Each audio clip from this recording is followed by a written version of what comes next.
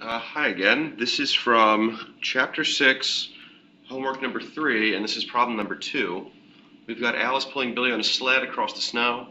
If the combined mass of Billy and the sled is 80 kilograms, the coefficient of kinetic friction, which is mu sub k, is that funny looking letter, between the sled and the snow is 0.100, and the sled accelerates at 0.350 meters per second squared. We want to figure out two things.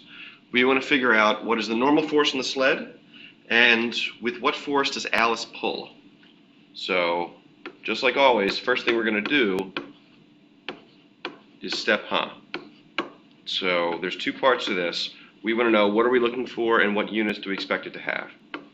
So first thing we're looking for in part A is what's the normal force. So something question mark newtons. And then in B, with what force does Alice pull? So that's going to be force of Alice is equal to question mark, and it's a force, so that's also going to be in newtons. So we've got step done. Now on to step 1. Step 1 is always going to be sketch. So what do we have going on here?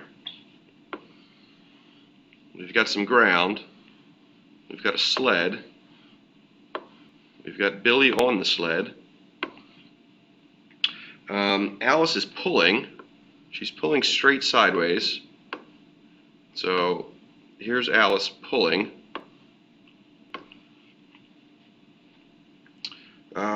We could assume we're going to the right, so let's put in speed lines. So everything here is going to the right. We know that the mass of Billy and the sled is 80 kilograms.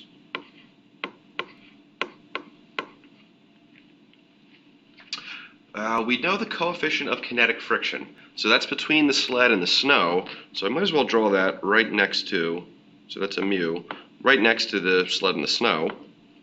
So that is 0.100. It's a fairly small number. Sleds are designed to not have a lot of friction so that they move very easily. So we're not surprised that that's a small number. And one more thing that we know is the acceleration in this problem is 0.350 meters per second squared. All right, so we have that. That's all we need out of our sketch. On to step 2. So step 2 in a force problem is to make a free body diagram. So Billy on the sled is now a box. To this box, we only attach one kind of thing. We only attach the forces. So we know that we're near the Earth, so there's going to be a force of gravity going down. We know that the sled is touching the Earth, so there's going to be a normal force on the sled from the Earth. Alice is pulling. She's pulling straight to the right. So we've got a force of Alice going this way, and we know that there's friction between the sled and the snow. So the sled is going to the right. We know that friction always opposes the motion. So that means our force of kinetic friction, F sub k, must be going to the left. And that's all we attach to this. We don't attach the mass, we don't attach the acceleration. Again, it's very important when you do your step 2 that the only thing you attach to it is the forces. So in your free body diagram, your object becomes a box, and the only thing you attach to this box are forces. So if we look at our free body diagram, we can tell right away that this is a two-dimensional force problem. I've got forces acting in the y direction, and I have forces acting in the x direction. So which side do you do first? Just like when you were doing kinematics, you're going to want to do the y side first. So step 3 on the y side. So this is just going to be Newton's second law again. F equals ma, but it needs to be sigma f. Your vectors need to wear hats, and we're going to do the y side first, so we're only dealing with the y forces and the y acceleration. So that's all we've got. Now let's look back at our sketch here. So First, we can deal with the acceleration in the y direction. So how quickly is Billy and the sled accelerating in the y direction? Billy is not accelerating in the y direction at all. The sled is not going up, and the sled is not going down. So if we were doing either one of those things, that might give us acceleration in the y direction, but neither one of those things is happening. So that means right away on the right side of this equation, I know that a sub y is 0, so the whole right side is going to be 0. So that just ends up being 0. Now what about the left side? Sigma f sub y. The way we do this is we look back at our step 2, we grab all of the forces in the y direction, put hats on them, and plus them together. So for now we're ignoring everything in the x direction, we're only dealing with the y side. So the two forces I have in the y direction are f sub n, so this is going to be f sub n with a hat, plus f sub g, which also gets a hat. So that's all we need out of step 3. The next thing we're going to do is step 4 on the y side. So step 4 is math. The first part of math in a force problem is take the hats off and put in the signs. So if I look back at this drawing, f sub n, that's going up, so when I take the hat off of that one gets a plus, which is implied, so that's just f sub n. And then f sub g is going down, so when I take the hat off of that one, it gets a minus. So minus f sub g is equal to 0. Now the thing I'm trying to solve for, if I look all the way back at my step, is I want the normal force. So very simple math to get f sub n by itself. F sub n ends up being equal to f sub g. Now, a lot of people will get this kind of problem wrong by saying, okay, f sub g, that's 9.8. That's my 9.8 number. That's not what f sub g is. That's little g. People will also say, okay, force due to gravity, that's Billy's mass. That's 80 kilograms. That doesn't work either. Force of gravity is not mass, and it's not gravity. If you check the formula at the bottom of the page, it's equal to mass times gravity. So f sub n is equal to this.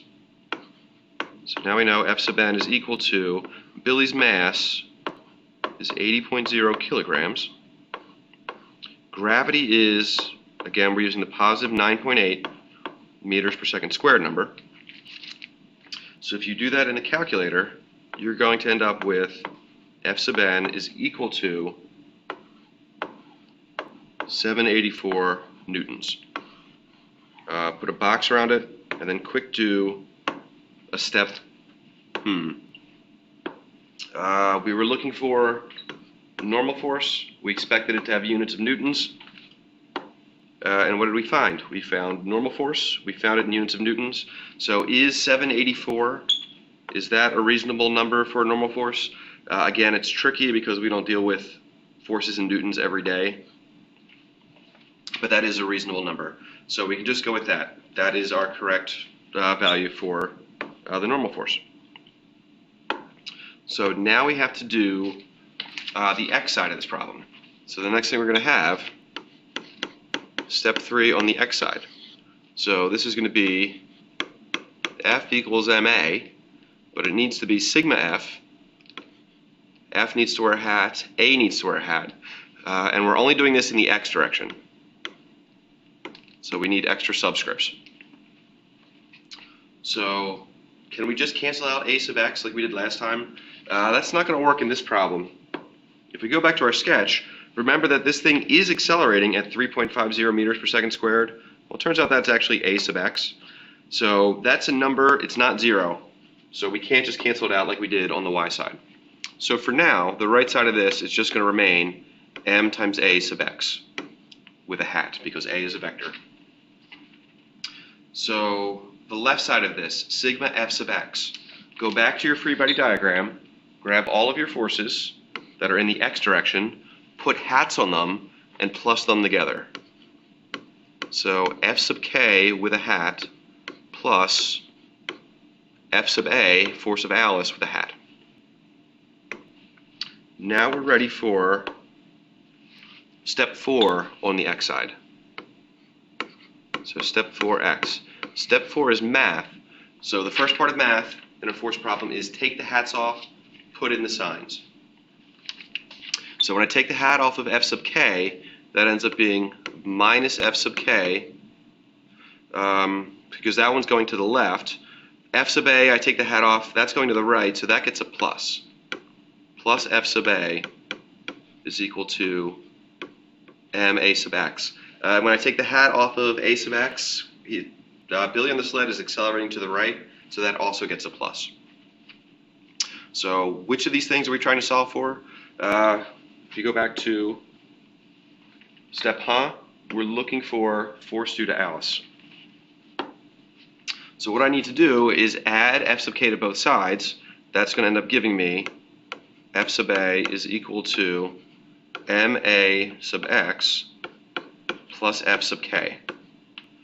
So what is F sub k equal to? If you look at the footer of your page, there's a formula for that. So ma sub x plus, and that's going to be, the formula for F sub k is mu sub k times F sub n.